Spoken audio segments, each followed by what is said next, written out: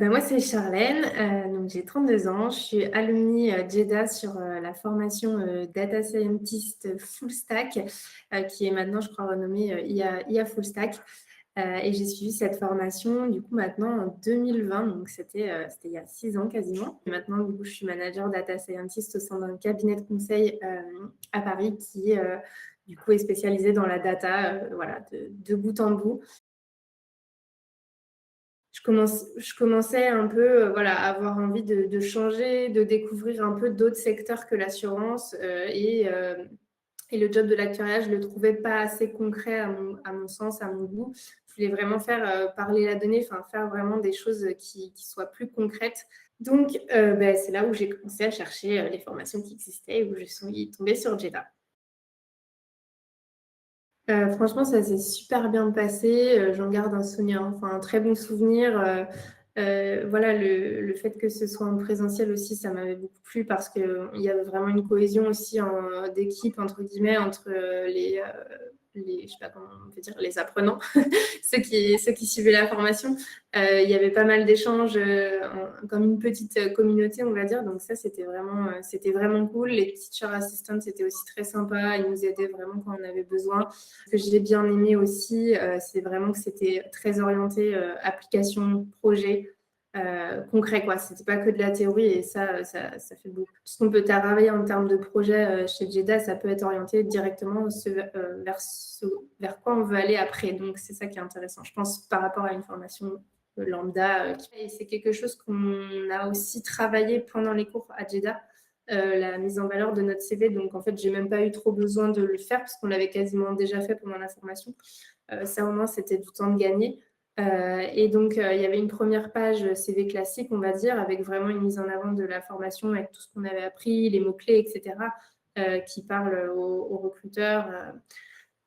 Et il y avait une deuxième partie, du coup, qui était plus comme un portfolio où on mettait en avant justement les projets qu'on avait faits pendant la formation pour montrer un peu les expériences qu'on savait faire en data science.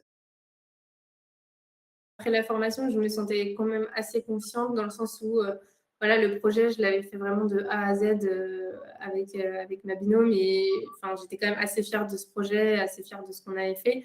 Donc, c'est quelque chose qui quand même rassurait. Du coup, je me disais, si je suis capable de faire ça, c'est déjà bien. Ensuite, du coup, j'ai eu un entretien donc, avec mon cabinet actuel, qui est donc Avisia, cabinet en data.